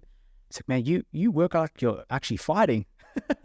I was like, yeah, man, thanks, man. And I was like, man, I really find you very inspirational and all that stuff. And man, like you do a lot. Like, what's the cause? What's your motivation? And I was like, man, I don't really have motivation. And I think every great speaker out there, there's no such thing as motivation. It's discipline. I've worked towards this moment to win this moment, to be in this gym. And the funny thing about motivation is like it's fleeting. It's never there. Like it comes and goes. It's on and off season. But discipline is like you're on. You're like an actor. When you're on stage, it's time to perform. And some people don't like getting sweaty, but I do. Because sweat demonstrates, well, in my instant, it demonstrates like you're working hard. And it gets my body like warmed, like really warmed up and stuff like that. So coming back to his question, like, what drives you? What's your motivation? I was like, man, like, it's a lot of factors to it, like on my why now. Because why is that I want to become better in terms of just being better in general, because I've done so much damage to the people around me that had unfortunately dealt with in terms of spreading that badness to them. And now they might be spreading badness to a different timeline in their storyline. And to myself as well. The damage I caused to myself, like I didn't take responsibility, accountability, credibility, and all that stuff. Like I didn't respect it enough. So I want to respect myself more, because if I respect more of myself, I can respect others as well. Because like I want to cherish life how it is and stuff, and I want to make sure that whatever time I have in possession, and the possession of time, and how much I want to make sure I live longer, so I can do more and express more and leave footsteps for my own children. If I have to have children in the near future, they can follow it. And whoever's in that circle will hopefully see that an example. They can walk their own footsteps and create their own, and like not follow mine. You can follow mine as an example, but give you permission you can do the same. And there's power in that. And that's my strong why. Like I was like, because what I do in the gym is what I'm going to fight outside that gym. I'm fighting for myself. I'm fighting for the world that demands a lot out of me, even though nothing really happening. You walk into your car, it's not like someone's going to attack you. Well, I'm not saying it is, but like, but the funny thing is, our mind is our world. And even though we're living in this world, it attacks us regardless of whether we're good or bad, or we're positive or negative. It's still, regardless, going to attack you. And I go by this quote, and it's referring to Andrew Tate as well again. And he says like, and I shared to him that guy, and I was like, there's many factors. But I kind of live by this quote a little bit. You know, I want to be physically strong so no one attacks me. And I want to be mentally strong so I don't attack myself. That's just power. That's control, power right there. Imagine you can, and not in terms of people attacking me, but imagine that external factors attacking, trying to influence you so you can behave in accordance to everybody else. And I don't want that, because that voice I was telling before is like, hey, you need to live a different path now because I need you somewhere else. And I think that was God speaking through me and stuff. And then from then on, like, I live by those words, and I've enforced myself to work on these quadrants. And like I said, do I have a why right now? That might be just one why, but I can change later on, because it might change if I have a kid, or it might change when I have a family. I'm not fixed on this why, but what my why is, I just want to live a great life and make sure I'm focused on me. Because if I focus on me, everything around me will heal. And hopefully that healing will give them a pathway so they can grow and branch off to their legacy and stuff. And that's what I want. I used to be jealous. I used to be all this. I used to envy people that's succeeding more than me. But now look at it with maturity. It's like, at least you're not one of my mates that committed suicide.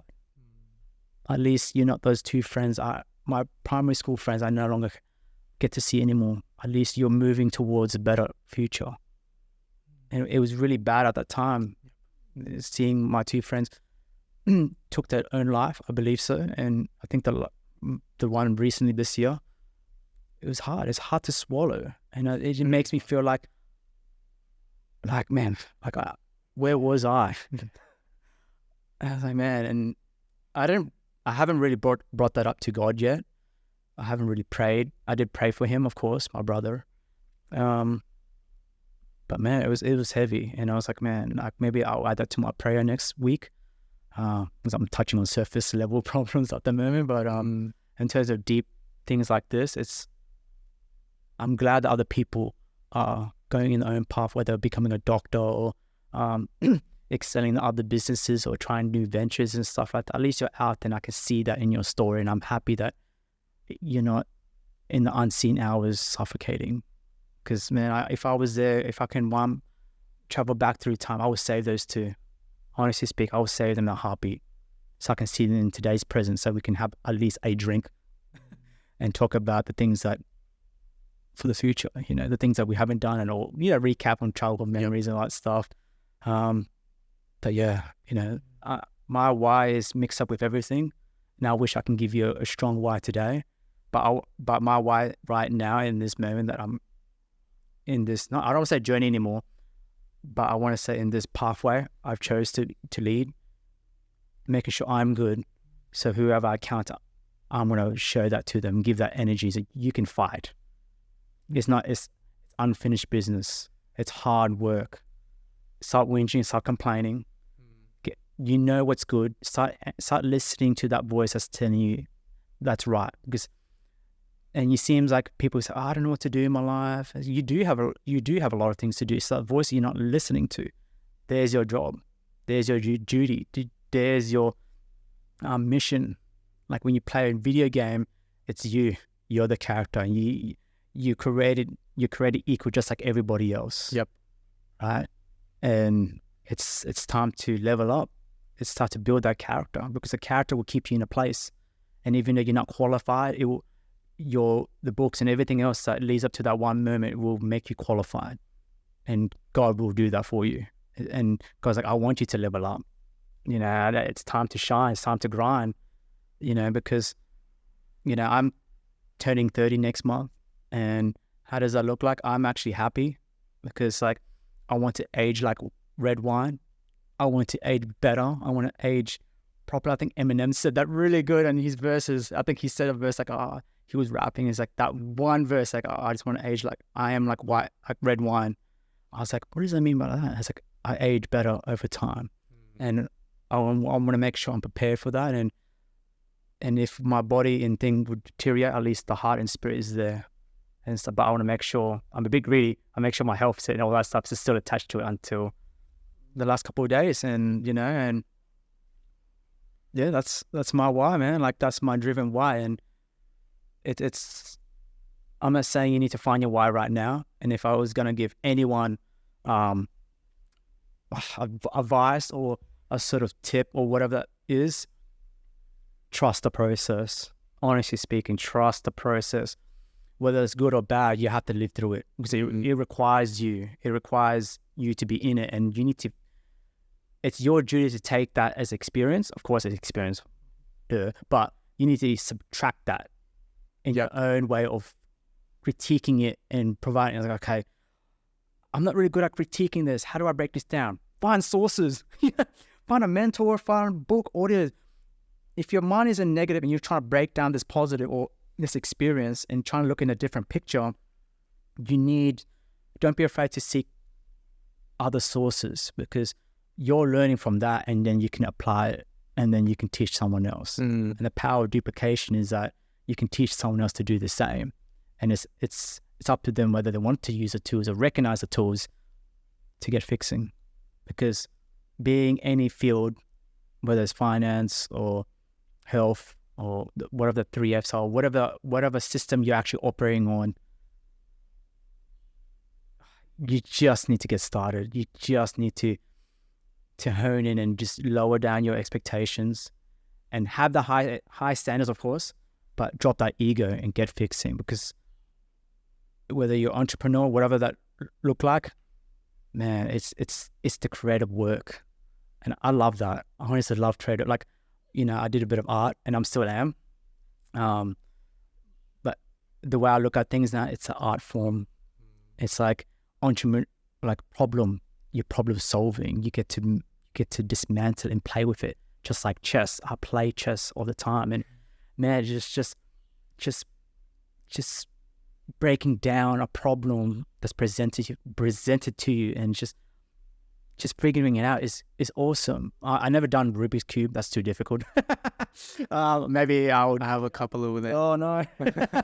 He's like showing me. I'm like, oh no, how do I do this? Where's YouTube? But like, and even martial art, it's just that it's an art form. Yeah. Solving something. Absolutely. And it's the creative work that comes in, and that's how you build yourself up. Because I'm still figuring out myself today. I'm not rich yet, but but I do carry the principles that is like a rich man, because time is ticking.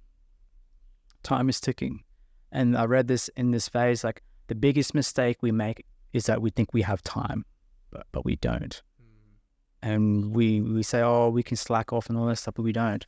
Our birthdays every year, every month's different. Yeah. And whatever that problem may look like, when it comes through your way, it needs a different mindset. It needs a different maturity. It needs a different attitude and all those other things, behavior. And if you're not up to that, I'm not saying sorry, but I'm saying, man, it's going to be hard. Yeah, it's going to be hard and stuff. So that's my why, man. From chapter 1 to chapter 2 to chapter 3 and 4, and just concluding it. That's why I drive so hard. And the last thing I said to that guy in the gym, I'm not your inspiration. Come here with your own why. Work on it. Find it. Yeah. Show up. If you have 30 minutes in the gym, use those 30 minutes. Do whatever it takes. Just, you have possession. That's God's time. And time to actually work on yourself. You don't get that often. Because when you step out those doors, you're needed. The car needs you to turn it on. Your family needs you to cook. Girlfriend, boyfriend, they need you to talk and communicate. If you're having, podcast, whatever, that needs you to operate if you want to keep that going. but you only have that possession of time to work on that F, fitness, as your friend spoke about, the three F's and stuff. Yeah. And fitness, I can go on for fitness, but man, it's just an important part. And it's Absolutely. yeah. That's really powerful, man. Thank you so much for sharing that. Just makes me go on in a journey within myself, thinking about all. But yeah, that's really powerful, and that's really inspirational how you sort of push through this. And yeah, because every day like I said, demands something new from you, and creativity, you need to adapt. But don't lose sight on the basics. You know, who said this? But who was it? I was in Melbourne. I was on a train. And I asked this random dude, "What's life?" Blah blah blah. And I think like he turned around. I don't know what I said to him. We had this weird conversation going. He looked at me. He's like, he's doing engineering, whatever that looks like.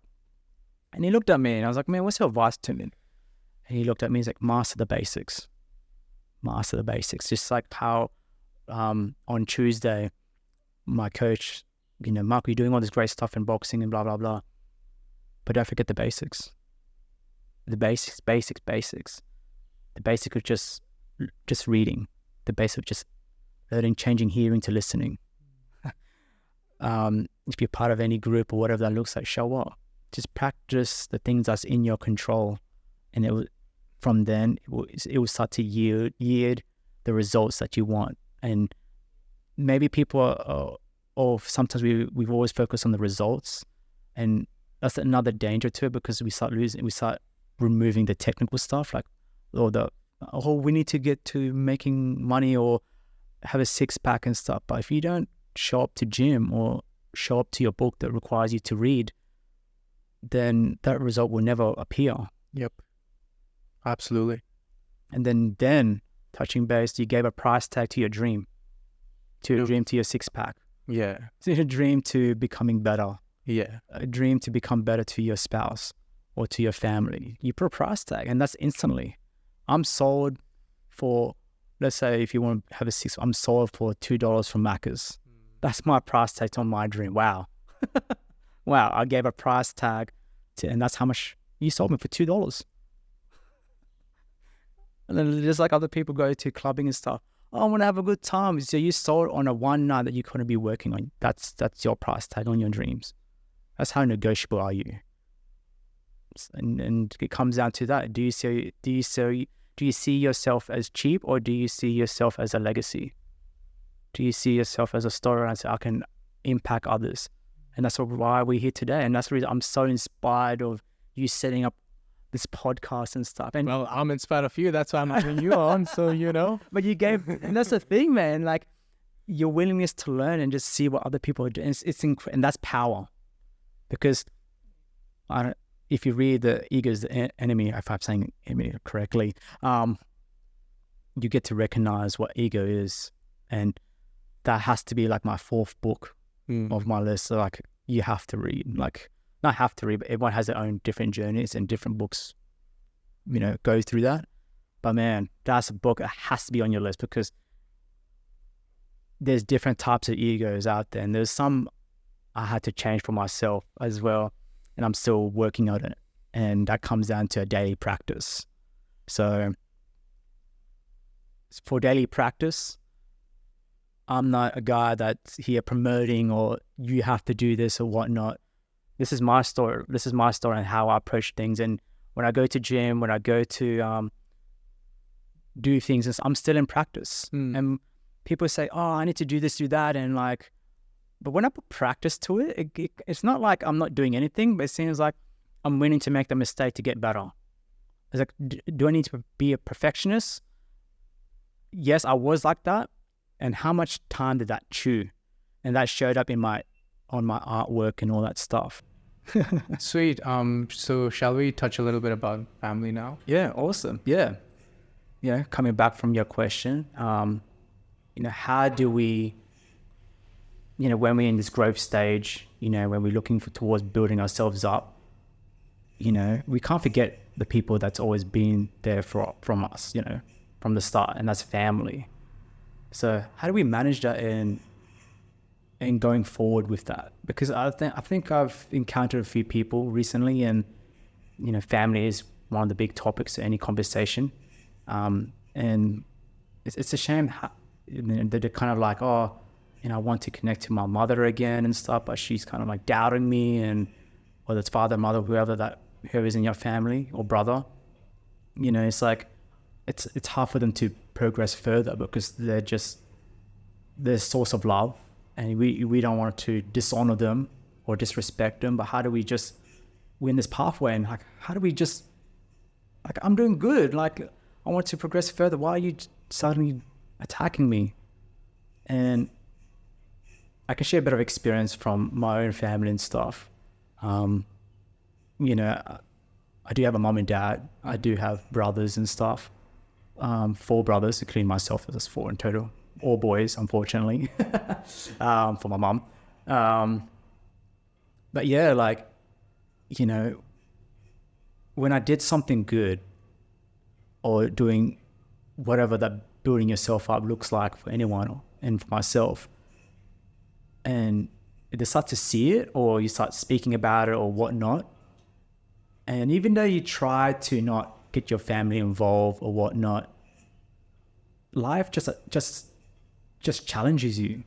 Like, that's the thing about growth. Like, expect challenges. You can't just like, it's going to be smooth. Like, and challenges isn't like obstacles. Like, what's the next challenge for my business to grow?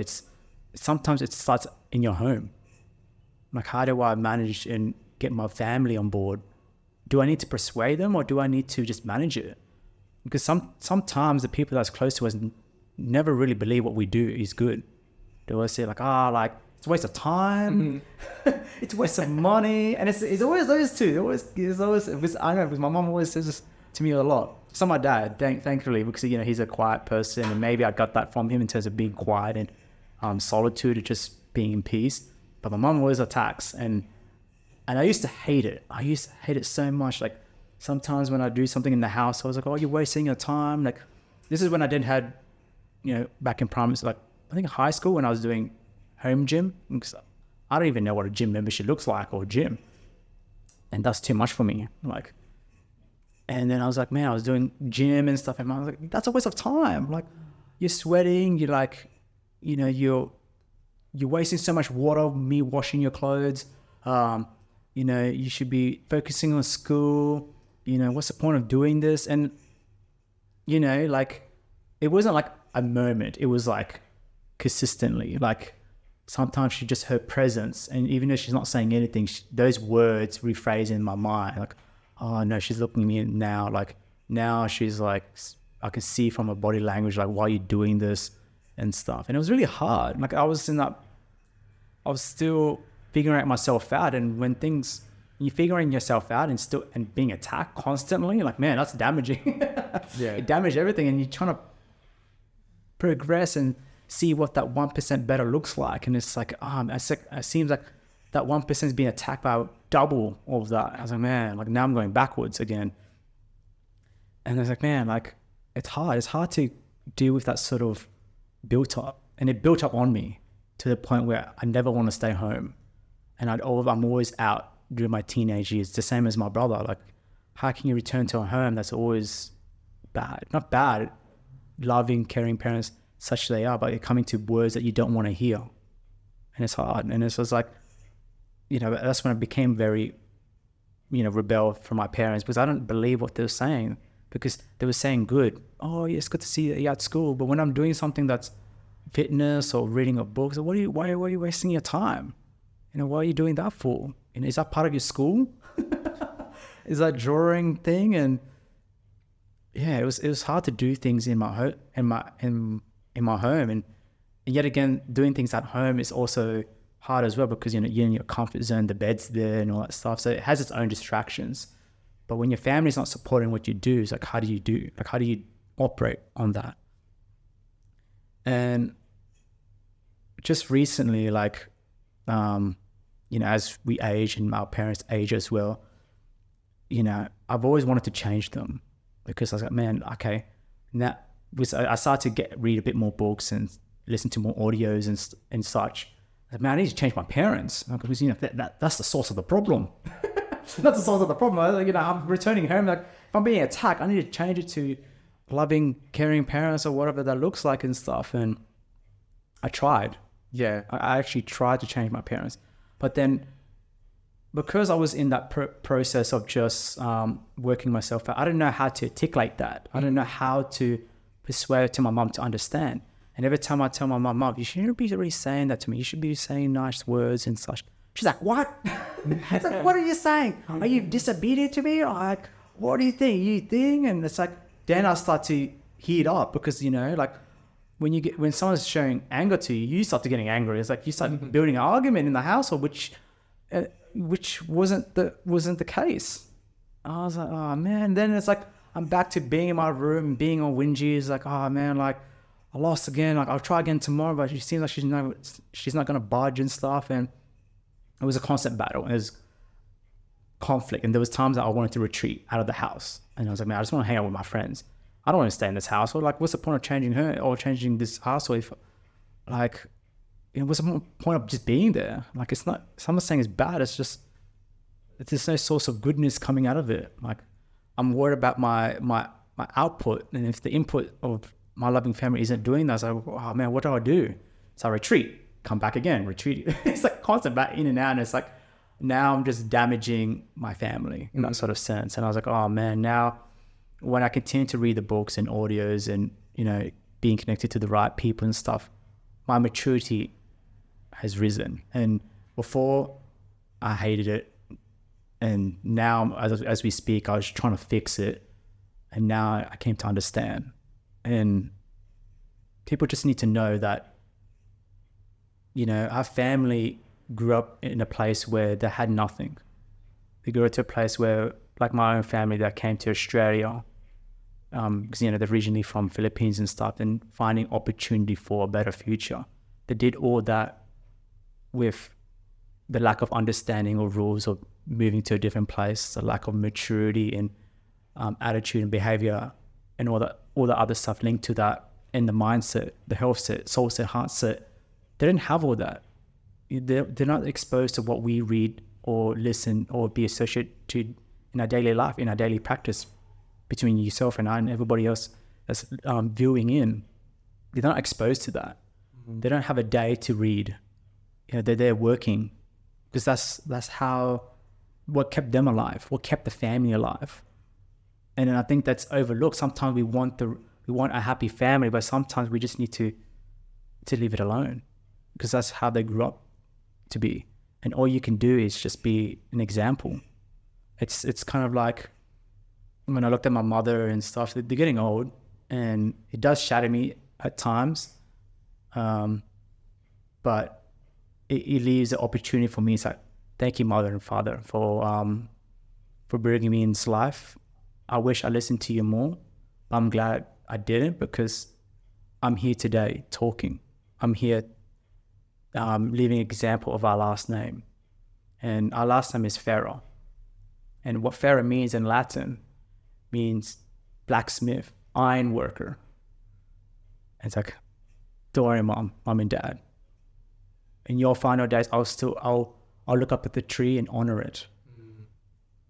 But I'm going to plant my own and make sure it continues.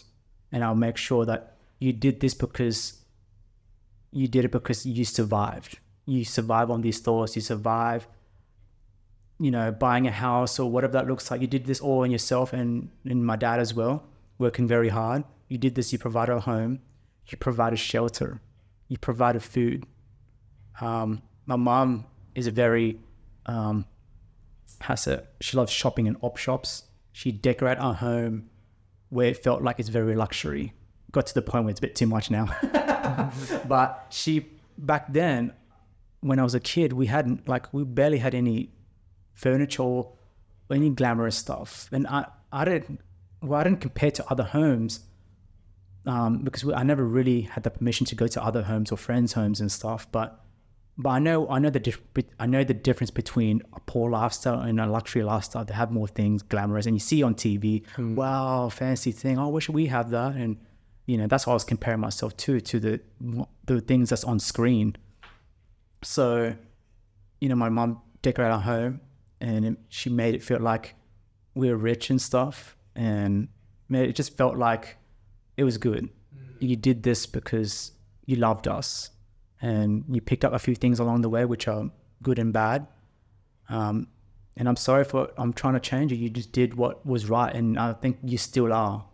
And all I can do now is make sure that I will provide that need and provide that finance. If anything happens and stuff, I'll be that backbone. Have like how you were my backbone when I was starting to learn how to walk, and my dad working long hours and stuff. So I'll be that root. I'll take it from that tree. I look at it. I'm an iron worker. I'm a blacksmith. That's my last name. That's what it means. And I've seen you to demonstrate hard work. So I have no excuse. I know you haven't adapted to the modern world, but let me do that for you. Let me do that for you. So I'm taking that, and I'm going to start planning my own. And it starts with me. Because the legacy doesn't go anywhere else. It's you. And you plant yourself, and everything else will fruit. So for anyone out there that's wanting to change their parents, you can do it, of course. And if you have parents that are willing to listen and change, great. But for those that are stuck in that age where that brought them for you to exist in a place like Australia or a place in Darwin that brought you opportunity, just respect it and just look after it. Yep. Honestly speaking, because you can stand there and you can think change and wish they were like this and that, and I was like that. I always whisper, even when I was like, when my mom like hit me, or like because I was doing bad things, I wasn't listening and stuff. You know how typical parents are, they hit their children and stuff and find obedience and through that action. I wish my parents were rich and all that stuff. I wish I didn't have this lifestyle and stuff. But I'm glad that we weren't, because it just shows that they did this because of what they had. And I'm blessed to have everything that's being provided to me. So I've stopped trying, but I'm not saying I would completely give up altogether. But I'll show it through my actions. I'll show them here's some bit of money. Here's some money for the week. You just buy some food, whatever. At least show some sort of responsibility and duty and like that sort of caringness. Just give back. That had a head start in life before we were introduced into the world. And I'm going to say right now that their time is ticking the same as we. And I want to share this quote to you, and it's like, if time doesn't stop, so why stop? Don't stop. Don't stop on your dreams. Don't stop on someone else's doubts. And even if changing your parents is, you need to change your parents to become a successful, do it through your actions. Do it through your own dreams and stuff. That will be the reward you give back. And I share this on my story on Instagram, and it's like, God brought you to the world. That's His gift. It's what you do during the time that you're here will be God's gift back to Him. Right? So that's my duty. I'll make sure, like, God, I honor you, God. Thank you for providing me mom and dad. I will respect them and give the best life that they possibly can. But I'll make sure, like, damn right, I'm going to make sure I'm going to leave out of here with a lot of people with me, believing, trusting themselves, seeing them in their dreams, into the living it, not dreaming about it, and just for anyone. You can spend so much energy changing them, but they're very stubborn. And you just have to show it through your actions. Just free them. And I think that there is an example of you just saying thank you. And that's my advice to anyone. Like, I tried it, I failed, but now I'm fixing myself up and giving a bit of fruits back to them. They smile. Yeah. And that's what, and I think all we want. Yeah, that's what we wanted. We wanted them to be happy. And I think today's gospel from when I went to church today, and it's like living in full gracious of enjoyment and happiness, and just living it and just giving it. And I didn't learn that enough until today. I was like, man, like, I should be giving more and doing more stuff, and there's no excuse by that. So yeah, that's just my intake in terms of family. And those that are struggling in that pit, just sit down and give yourself a pause button. This is what I do when I'm going through troubled times. Give yourself a pause button. Put a recording, put it stop in terms of life, and just remove yourself from the situation. Give yourself some thoughts, and not thoughts, but give yourself permission just to think it through. It's a creative process. It doesn't need an answer right now. The answer comes through your patience and your determination. If you want this change, you can make it happen, but give it time. Even the situation demands an answer. Does it really need an answer right now?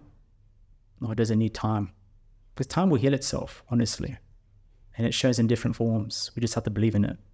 And we may think, we need that now, but hey, calm down, buddy.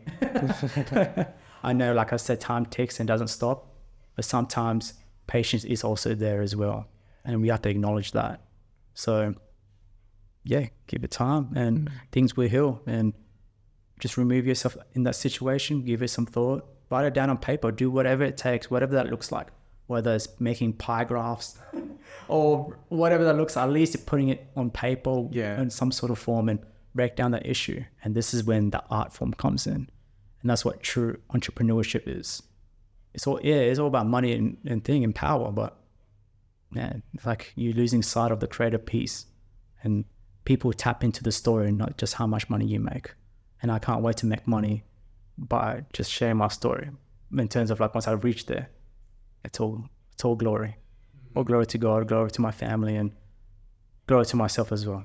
So yeah, to anyone that's going out there, patience, remove yourself from any situation that demands an answer. And if you're struggling, this is my also tip, when you're in that moment of removing yourself and giving a pause button, and if you're struggling with just figuring it out, seek out a friend that has his best interest in you, has a better filtering system than you are. And you have to admit that as well. I do have a mentor that I always go to, and sometimes it's hard for me to process things because I'm battling a resistance that's telling me no. And I was like, yes, I should do this. And sometimes it is no. And it's muddled up, right? So seek out help. A war is won by together, not just one.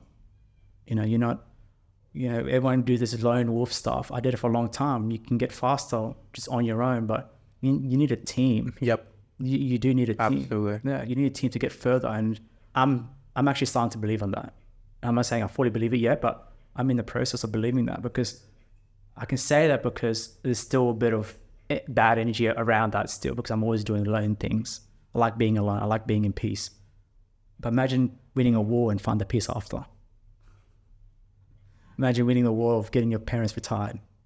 Imagine you ending their war. Absolutely. You're ending other battles, and just because you made that change within yourself. And that's conquer right there.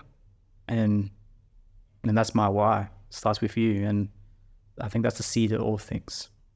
And when you find someone that has your best interest, you can filter that. And if they have their best interest, they will help you. And hopefully that person is speaking down on you, not speaking down on you, but speaking truth to you. You're able to take that in and apply it straight away. And of course, it's going to be a bit muddled, but that's part of the process of being creative and solving it bit by bit. And my third, if you can't find that friend or whatever that looks like, go to the person that made you who you are, the source. I go to God, and I filter God because I'm still learning how to grow myself and stuff, and some things I do struggle with as well. So I tap into God because God is a living truth, living proof, and I filter it through His commandments and stuff, and through His words that I post every daily in my Instagram, and just having that foundation to know that there's a person that's been here before, has done it before, and has lived the truth before, and always has been. He has my best interests, and I'm putting that problem into his filtering system. What does that look like into God's words, and how do I translate that into the world today? And I was like, man, and those many moments, nearly like, if I give it a percentage, like nearly 90% of the time I'm winning. And I just, like I said, winning doesn't have to be the whole thing. It's just winning in that moment that requires you to win. So if I need to be at the gym, God, what do I do? Well, I gave you a body through the bread of Christ, whatever that looks like. Look after it. Cool. Boom, done. I look into my personal growth. I'm working in the quadrants. Health comes second or third, whatever that looks like. Cool. Boom. Now I'm doing the action. Mm-hmm. So yeah, you have to be in a system that works, and everyone is very different. And just like your friend, the 3Fs, that'll be really awesome to listen to as well. I'm not fixed on mine, but I am delving into mine and applying more. Once you have a system and working in place, pour in more information as you can. And drop that ego and thinking that you know everything. You don't. I don't. And I don't want to walk out of here thinking I'm top dog, whatever that looks like, or top person. I'm just a normal human being trying to live better. And if that 1% just leaving one person feeling better or feeling good, great. But coming back to my thing, just because I said it, I feel good, and forget about it. You need all problems require hard work. And I've always kept that in the back of my mind. Now it's not even the back of my mind, it's front forward, hard work. So, yeah. Brilliant. I feel like this would be a great point to put a full stop to our conversation. Oh, thank you very much. Not just because I'm definitely not done, but I also feel like at the same time, if I could talk to you forever, man. Same here, man. Same here. And it's a beautiful day. Yeah. And we could definitely redo it if you're down. Absolutely, man. For a part 2 sometime mid next year. But hey, thank you so much for doing this. Thank you very much for having me. It's been a pleasure. And I want to say it again, thank you for bringing me here today. I love the setup here, and you're doing great work. And thank for you to bring people in and just touch on and opening up their story, it's powerful, because it gives me a reflection of myself as well. And I think I said this to you before and other people. When you talk to someone, you're really talking to yourself, honestly speaking. And it's just like, wow, I've been through this. This is my journey. It's like a kind of recap, right? Yeah. It's like, wow, and then you have so much that you can, put out to the world. Yeah. And you can touch on each one. And there's so much we can talk to in the next, you bring me here and stuff like that. And there's no full stop to this. I think it's just a comma. It's a comma. It's a comma. It's just like, all right, cool. We'll see you again next time, eh? No, thank you. Thank you very much. Thank you so much for being on. No, any last thoughts before we finish? It's a lovely Sunday, and I just wish everyone to have a good, blessing day. And wherever point you are in life, honestly, hard work, don't forget that. And humble yourself always, because the world needs more of good people. And when we take that responsibility and stuff and put it into action and motion, oh man, you're gonna see the fruit of it, and you're gonna feel damn good, honestly speaking. And I'm feeling it more often than before, honestly speaking. And that's just my last words for now. Yeah, sweet. Thank you so much.